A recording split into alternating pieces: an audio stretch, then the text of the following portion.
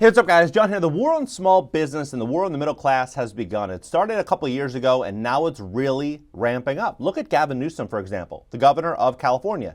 He is now allocating $267 million in taxpayer funds to help crack down on retail theft. The state announced $267 million toward hiring more police, making more arrests, and securing more felony charges against suspects. This same man was the one that was telling people to defund the police. We're overly reliant on policing to address social services out on the streets. That's not what policing should be doing.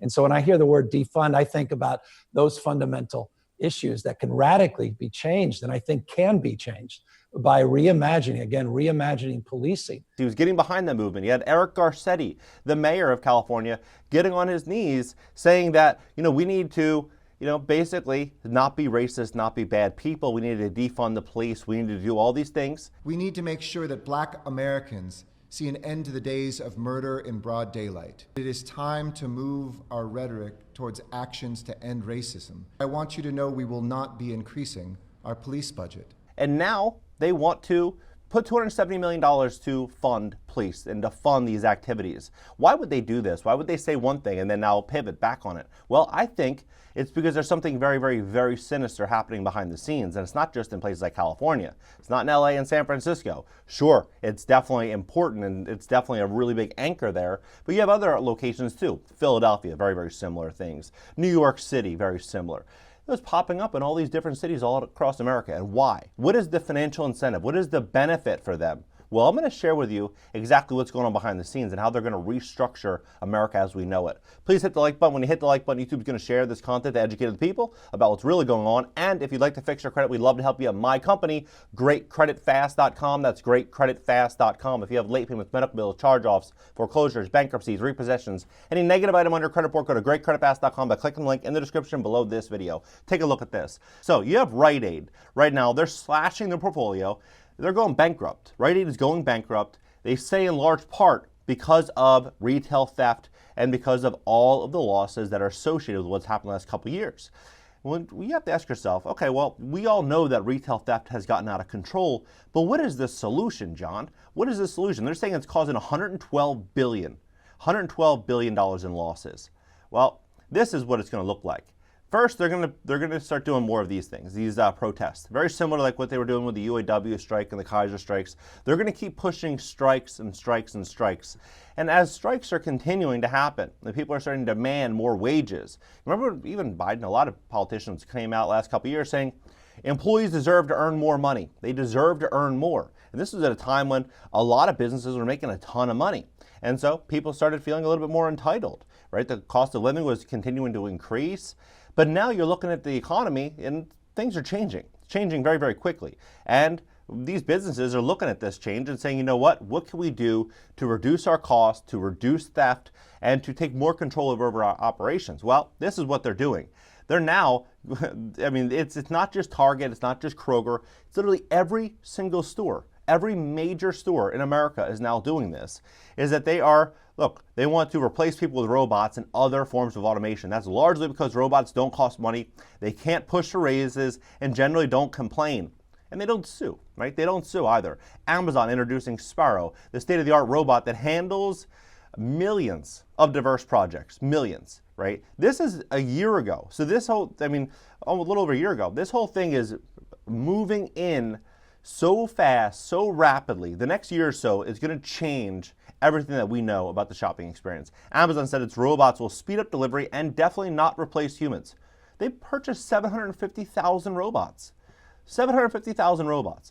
They're definitely, Amazon has 1.5 million employees. So you do the math. They're definitely moving in the direction to not replace all humans. They're not going to be able to do that, but they are definitely going to replace most of them, right? Because one human might work 40 hours a week. One robot might work 110 hours a week, right?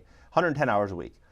Look at this. Amazon is rolling out expanded robotics operations in fulfillment centers built on updated sorting machines, robot arms, and Roomba-like moving bots. The Wall Street Journal reports that Amazon's latest inventory processing system, which the company calls Sequoia, can speed up delivery to fulfillment by 25% and launched this week at the facility. The new system has robots designed to work alongside humans instead of replacing them, according to Amazon. Director of Robotic Storage Technology, David Gurin, said that a significant portion of its operations they will use in the next 3 to 5 years.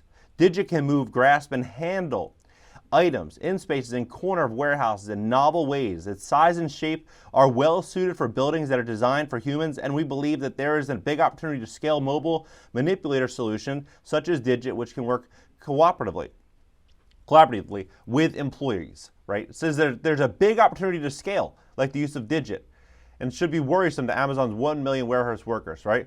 So you start to look at what's actually happening here. When they said, a couple years ago, they said, the essential workers right here, and then everybody else, you're not essential. You're not essential, you got to stay home. When they were saying that, what's ultimately happening? These large companies, they are gathering so much of that stimulus. They were gathering so much money. Their stocks were skyrocketing. They were able to invest in their shipping, their distribution. They were able to invest in their infrastructure. They were building out this massive moat around them. And then you have this retail theft situation that was getting out of control. And then it's a perfect segue. Say, hey, look, we have all this cash. We have all this liquidity.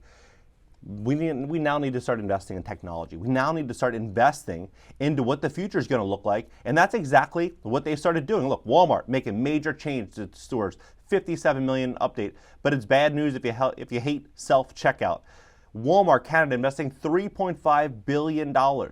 This is right when things started hitting the fan, July, right? So right after this, boom, they're investing $3.5 billion in smarter stores. They go on to say, everything we operate, we've realized that partnering with entrepreneurs, in some cases startups, some cases well-established companies, makes us better and complements our offerings, Walmart Canada President and CEO said, right?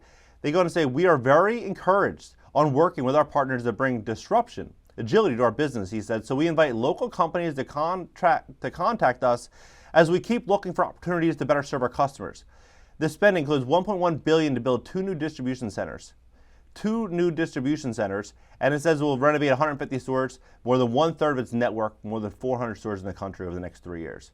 So this is what they're doing. They're accelerating digitization to make stores smarter, which will include expanding electronic shelf labels and smart scanner to monitor product volumes. When you start to look at what this is going to do, they say it also aims to complete merchandise pickup service at about 270 branches, 70% of its locations in Canada by the end of that year. Global self-checkout systems market to reach $9.3 billion in the next 6 years, fueled by rising demand in retail stores and advanced technology. Well, because you're not going to be able to go in there and steal.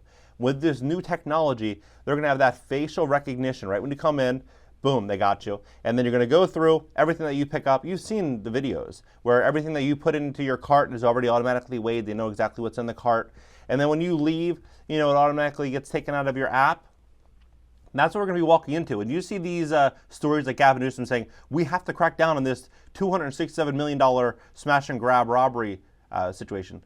Everyone in these cities that were running these cities at that time knew when you have a rampant, criminal dysfunction, you have rampant problems inside of that society, you have a lot of hatred that was being spilled out from the media, whether you are,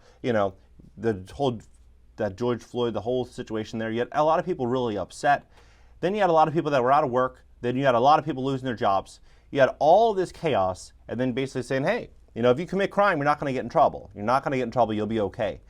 What do you think is going to happen? It's going to be the perfect segue for these chain of events to unfold. It's the unfortunate situation that many Americans, they don't believe that this is actually going to happen. But if you look at it from the perspective of a Walmart or an Amazon, this gives them such pricing power that it's going to make it so challenging for a lot of small businesses in retail to be able to survive. Because if they're able to, let's say, get a product or item to a consumer for $1 and it costs small business $2, who's going to win that game, right? Especially in an affordability crisis like what we're in right now. It's going to be the big box stores every single time. Walmart experiments with AI and AR advanced enhanced shopping experience. They're even right now in Walmart, they're reducing pharmacist hours, and they're now starting to work with AI and technology to offset these costs. Because pharmacists, they want 120, 130 grand a year, many of them. In some locations, even more. So if you're able to automate that, what does that do for the shopping experience? And you're able to, make these recommendations for certain medications based on what the store once sold, what the contracts want that they have with, what Walmart, the contracts in which Walmart have with all these other, pharmaceutical companies and all these different entities. It's going to allow a very streamlined, easy sale and a very profitable transition from this. So when you ever see these headlines, with Newsom and all these other people, you got to look between the lines. This situation is very obvious what he's trying to do and what a lot of these higher ups are trying to do. They're trying to restructure America as we know it, and unfortunately, we've let them do it. Everything in America is about to change. It's already slowly started, but over the next couple of years, things are going to ramp up so quickly. It's going to happen so fast. That's why I think a lot of people should just be ready for it. They should be prepared. Online business is definitely where a lot of focus should likely be over the next couple of years. I mean, getting attention online, scaling a business online, doing something to have a competitive moat, some type of moat of security around your business, I think is what should be most important. Because that face-to-face interaction, the face-to-face customer experience, I mean, if people are broke, it makes it much harder to complete those sales. But if it's online, it's a little bit easier. If you have some type of business that's going to thrive throughout all of this technological innovation, it's going to be an asset. What do you think about it? Drop below. Hit the like button. And if you'd like to fix your credit, we'd love to help you in my company, GreatCreditFast.com. That's GreatCreditFast.com. If you have late payments, medical bills, charge-offs, foreclosures, bankruptcies, repossessions, any negative item on your credit report, go to GreatCreditFast.com. Click the link in the description below this video.